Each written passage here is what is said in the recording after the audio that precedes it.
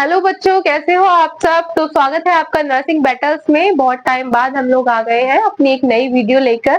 I know आप लोग बहुत टाइम से सोच रहे होंगे वीडियोस जल्दी जल्दी पोस्ट नहीं हो रहा है हमारा। अभी थोड़ा सा टाइम का मिसमैनेजमेंट हो रहा है और कुछ हेल्थ इश्यूज भी चल रहे हैं, पर हम आगे से जल्दी जल्दी आप लोगों के लिए वीडियोस लेकर आएंगे।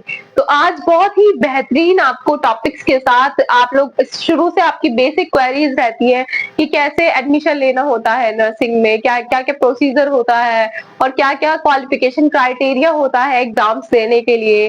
तो वही सब चीजें आज हम इस वीडियो में डिस्कस करने वाले हैं।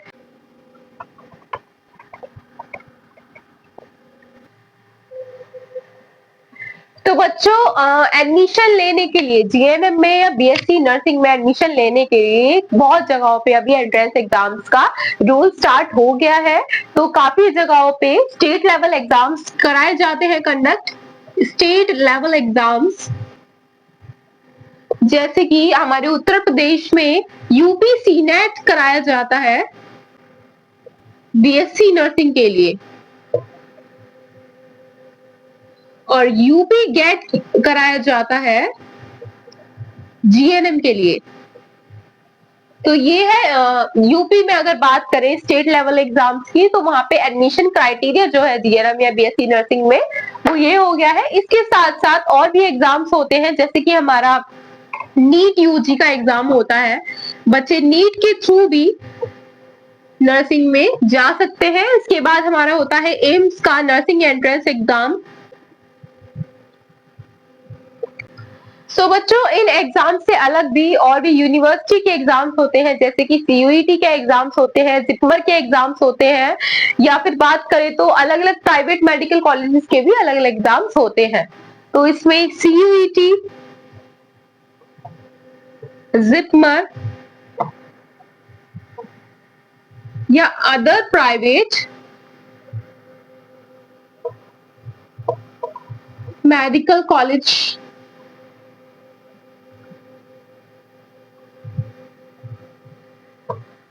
तो फ्रेंड्स, काफी सारे हमारे पास इसमें एग्जाम्स देखने को मिलते हैं। अलग अलग स्टेट अपना अलग अलग लेवल पे एग्जाम कंडक्ट कराता है। हमने उत्तर प्रदेश का जैसे कि देखा है, वैसे ही महाराष्ट्र में होता है जीएनएम सीईटी के नाम से एक एग्जाम होता है, जीएनएम कॉमन एंट्रेंस टेस्ट होता है।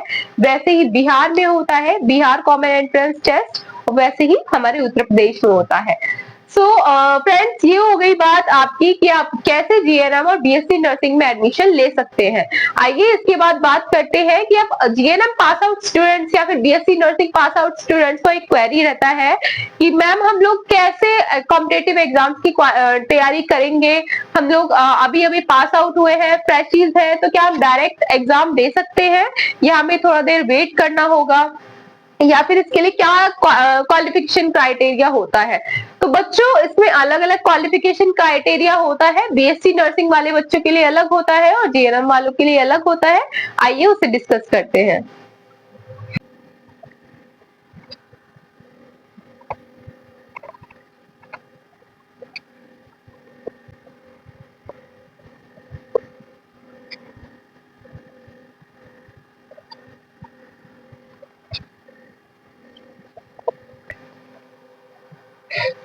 तो बच्चों, आइए अगर हम बात करते हैं कि क्या क्या क्वालिफिकेशन रिक्वायर्ड होती है बीएससी नर्सिंग या जीएनएम के बाद बच्चों को कॉम्पिटिटिव एग्जाम देने के लिए, तो आइए उसकी तरफ देखते हैं।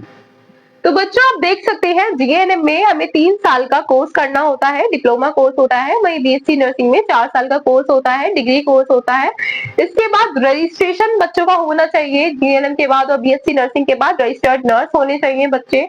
उसके बाद जीएनएम में आ जाता है 2 ईयर का एक्सपीरियंस होना चाहिए उन्हें हॉस्पिटल में आफ्टर जीएनएम। मतलब आपका जीएनएम का रजिस्ट्रेशन आने के बाद आपका जो एक्सपीरियंस काउंट होगा 2 साल का, वो आपके पास होना चाहिए, या फिर आपके पास पोस्ट बेसिक बीएससी नर्सिंग होना चाहिए।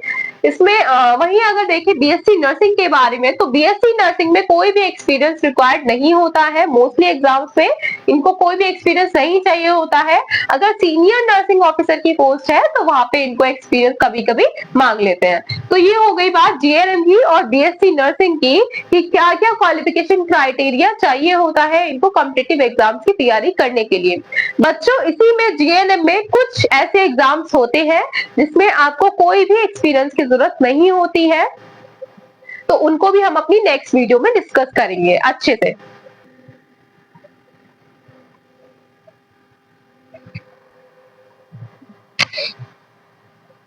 तो बच्चों, मेरे पास बहुत बच्चों की क्वेरीज आई हैं कि मैम क्या स्ट्रेटेजी हमें फॉलो करनी चाहिए जिससे कि हम कॉम्पिटिटिव एग्जाम जल्दी से जल्दी क्लियर कर सके। तो उसमें मैं आपको सिर्फ 3 राइट्स के बारे में बोलना चाहूंगी और एक आपकी कंसिस्टेंसी। तो 3 राइट्स कौन कौन से हैं हमारा? Right pattern,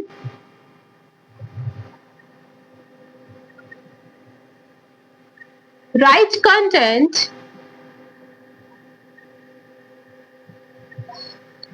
right time management,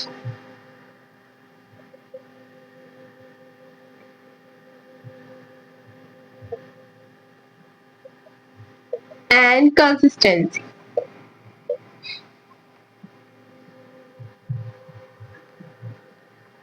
तो बच्चों, अगर हम बात करें स्ट्रेटेजी की, तो आपको ज्यादा कुछ नहीं करना है, आपको कोई पहाड़ नहीं खोदना है। बहुत इजी वे में आप लोग प्रिपेयर कर सकते हैं नर्सिंग एग्जाम्स के लिए। इतना बड़ा कुछ ऐसा टफ नहीं होता है कि आप सोचें कि आपसे नहीं होगा। कोई भी बच्चा इसको एग्जाम को क्रैक कर सकता है अगर वो बच्चा सही स्ट्रेटेजी का यूज करता है। तो क्या होगी ये स्ट्रेटेजी? सबसे पहले आपको राइट पैटर्न फॉलो करना है। तो बच्चों, इसको अच्छे से डिस्कस करने से पहले, अपनी स्ट्रेटेजी को अच्छे से डिस्कस करने से पहले, हम लोग आपके लिए एक नया नोटिफिकेशन लेके आए हैं। आप लोगों को पता होगा, RMLA राम मनोहर लोहिया लखनऊ ने जल्दी ही आपको 380 नर्सिंग ऑफिसर की वैकेंसी देखने मिल सकती है। जी हाँ, नर्सिंग ऑफिसर का अभी राम मनोहर लोहिया ने मेल से एग्जाम कंडक्ट कराया था। अभी दोबारा से उनकी तरफ से 380 वैकेंसीज देखने को मिल सकती है, क्योंकि उनका एक न्यूरो साइंस एक डिपार्टमेंट बन रहा है, उसमें उनको नर्सिंग ऑफिसर्स की जरूरत पड़ सकती है। तो इसके लिए सब लोग प्रिपेयर रहे। आपको पैटर्न पता ही है क्या होता है। प्री और मेंस होता है, इसमें 100 मार्क्स का होता है, 100 क्वेश्चन आते हैं, जिसमें आपके 60 क्वेश्चंस आपके नर्सिंग के रहते हैं और 40 आपके रहते हैं नॉन नर्सिंग के। तो यही आपका पैटर्न आपका प्री में भी देखने को मिलेगा और नर्सिंग में भी, मेंस में भी देखने को मिलेगा। तो इसके बाद फार्मासिस्ट की आपकी जो ग्रेड सेकंड की वैकेंसी आई है, इसी के अंदर फार्मासिस्ट की भी वैकेंसी इसके अंदर आई है बेटा।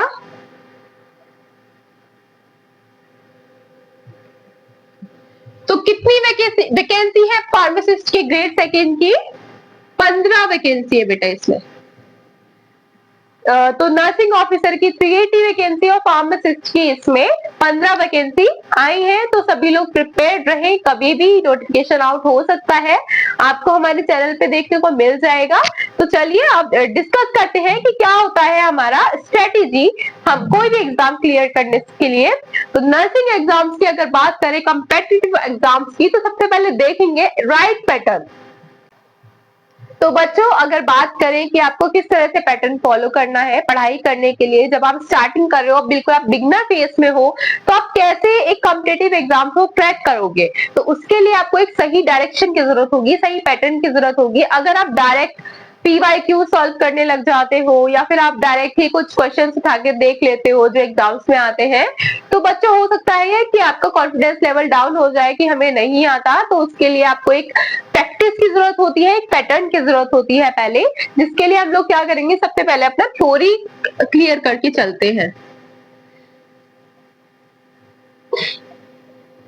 तो अगर अभी अभी आप लोगों ने पास आउट किया है, तो कुछ ऐसा भी होता है, कुछ बच्चों के कॉलेजेस में बहुत अच्छे से पढ़ के आते हैं, तो उनका थ्योरी ऑलमोस्ट क्लियर होता है, कुछ कुछ डाउट्स होते हैं। तो जो डाउट्स हैं आप वो रिवाइज करें, क्योंकि थ्योरी में ऐसा होता है बेटा, कहीं से भी आपको कोई भी क्वेश्चन बन सकता है, इसलिए आपका थ्योरी क्लियर होना चाहिए। अगर आपका बेसिक क्लियर है तो आप कोई भी क्वेश्चन इजीली सॉल्व कर पाएंगे। इसके बाद थ्योरी अपना क्लियर करने के बाद हम करते हैं MCQ प्रैक्टिस। तो बेटा थ्योरी क्लियर होने के साथ साथ हम लोग टॉपिक जैसे पढ़ते जाएंगे, एक एक टॉपिक पढ़ेंगे, उसके साथ साथ हमें MCQ की भी प्रैक्टिस करनी होगी। उस टॉपिक के साथ साथ हम MCQ लेके चलेंगे। जैसे कि हमारा टॉपिक हो गया वेजिनाइटिस। तो बेटा इसके साथ साथ हम इसके एमसीक्यू भी सॉल्व करते हुए चलेंगे, जिससे कि हमारा वो टॉपिक हमारा और ज्यादा स्ट्रांग हो जाए। वरना अगर आप एक टॉपिक से दूसरे टॉपिक पे, तीसरे टॉपिक पे जाते रहोगे, पढ़ते रहोगे और उसके एमसीक्यू प्रैक्टिस नहीं करोगे, तो आप पीछे का सारा भूलते चले जाओगे। इसके बाद आपका आता है पीवाईक्यूज। बच्चों पीवाईक्यूज जो होता है वो कॉम्पिटिटिव एग्जाम्स में एक बैकबोन की तरह काम करता है आपके लिए, क्योंकि वही आपको सबसे ज्यादा सपोर्ट देता है। हमारे जो प्रीवियस ईयर के क्वेश्चंस होते हैं, जो आपके मॉडल पेपर्स हैं या फिर आपकी गाइड्स हैं, उनमें आपको मिल जाते हैं, तो उनकी आप अच्छे से अच्छे प्रैक्टिस कीजिए। जितना अच्छे से आप प्रीवियस ईयर क्वेश्चंस करके जाएंगे, उतना ही आपको इजी पेपर लगेगा। क्योंकि प्रीवियस ईयर क्वेश्चंस में ऐसा होता है बच्चों, क्वेश्चन चेंज हो जाता है, ऑप्शन चेंज हो जाते हैं, पर जो पैटर्न होता है जहां से क्वेश्चन को उठाया गया है, वो वही चीज होती है जो आपसे पहले भी आपसे पूछी जा चुकी है। तो आप एक बार ये ट्राई कीजिए, प्रीवियस ईयर क्वेश्चंस करके जाइए और आप फिर मुझे बताइए कि आपका एग्जाम कैसा हुआ है। इसके बाद हम लोग जाते हैं मॉक टेस्ट। तो बेटा जब आपका थ्योरी पूरा हो जाए, आप एक एक टॉपिक को अच्छे से एमसीक्यू प्रैक्टिस कर लो, आप लोग previous year question paper solve कर लो, तो लास्ट में एंड में आपको क्या करना होता है, मॉक टेस्ट आपको देना होता है। मॉक टेस्ट की आप जितने भी आपको ऑनलाइन मॉक टेस्ट दिखे वो सारे मॉक टेस्ट आप प्रैक्टिस कीजिए, जो चैनल्स पे हमारे दिए जाएंगे वो आप प्रैक्टिस कीजिए, और अपना टाइमर लगा के आप लोग अपना खुद से भी आप टेस्ट ले सकते हैं। कोई अपना गाइड उठा लीजिए, जैसे कोई प्रीवियस ईयर पेपर हो, टाइमर लगा के उसके साथ साथ आप उसे प्रैक्टिस कर सकते हैं, जिससे कि आपकी स्पीड और एक्यूरेसी का आपको पता चलेगा। तो बच्चों ये होता है इसका पैटर्न। और सबसे इसमें ब्रह्मास्त्र किसे कहते हैं, ब्रह्मास्त्र इज हमारा रिवीजन।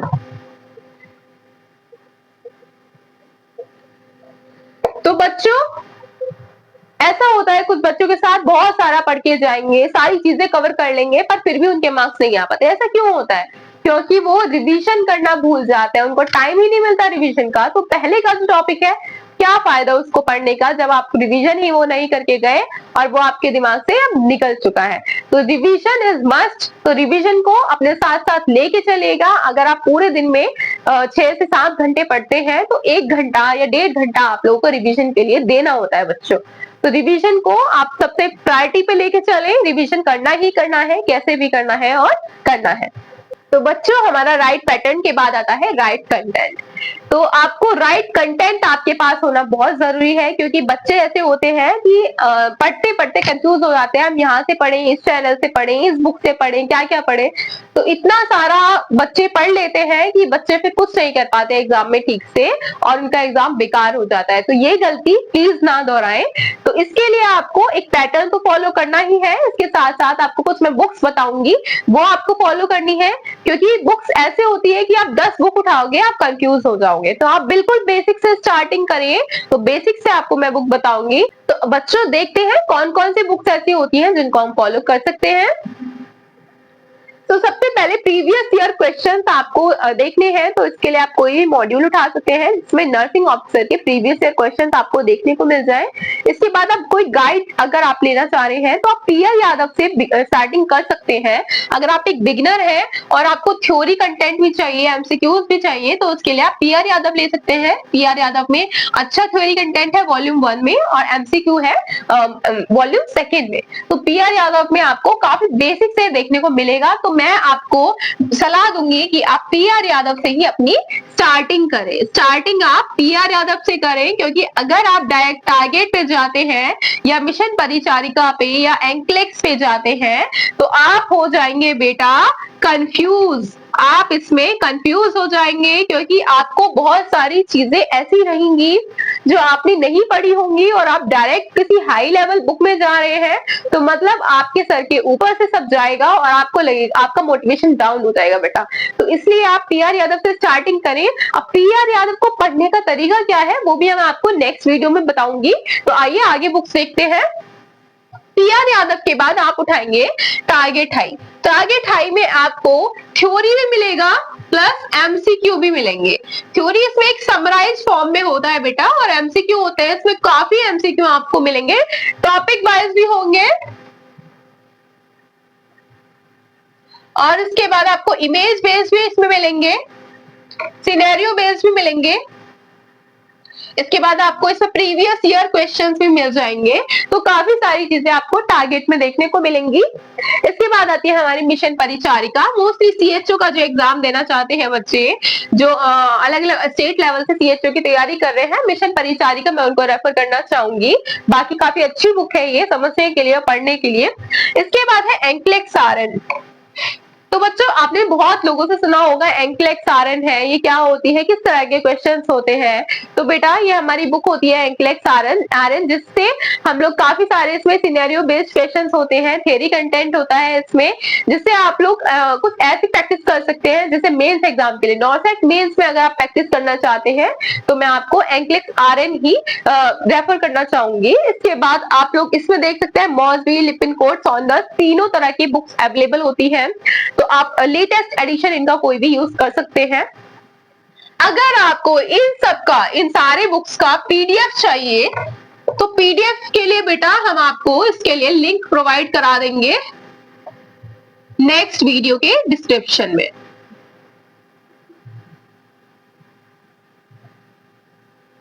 इनका अगर आपको सभी का सॉफ्ट कॉपी चाहिए, पीडीएफ का लिंक चाहिए, तो हम नेक्स्ट वीडियो के डिस्क्रिप्शन में आपको लिंक प्रोवाइड करा देंगे। अगर आपको चाहिए तो आप नीचे वीडियो के नीचे कमेंट करके बताएंगे हमें, हम आपको नेक्स्ट वीडियो अपलोड करते ही इसका लिंक प्रोवाइड मिल जाएगा आपको। तो बच्चों इसके बाद हमारे पास होता है राइट टाइम मैनेजमेंट। अब हमारा जो एक स्ट्रेटेजी है वो आता है हमारा टाइम मैनेजमेंट। तो बेटा इसको बहुत ही आपको ध्यान से फॉलो करना है, क्योंकि आपने देखा भी होगा जितने भी हमारे एग्जाम आजकल तो सभी मोस्टली सीबीटी हो गए हैं, तो सब पे टाइमर होता है।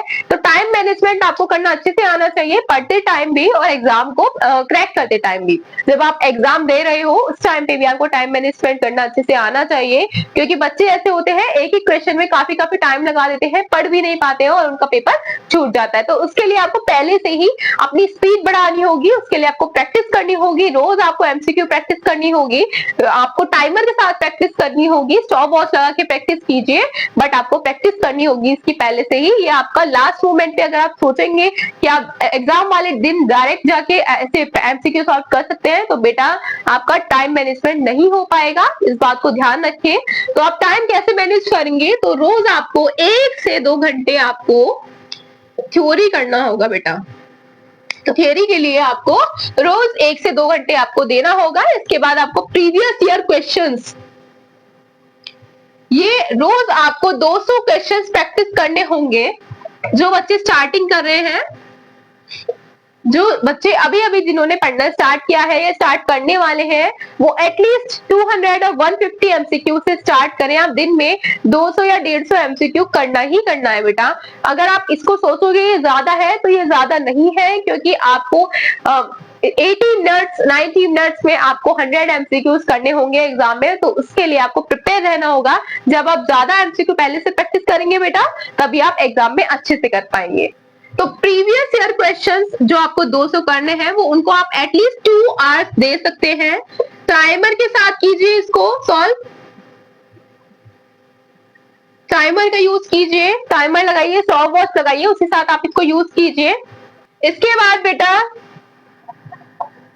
टॉपिक वाइज रोज आपको एमसीक्यू की प्रैक्टिस करनी है।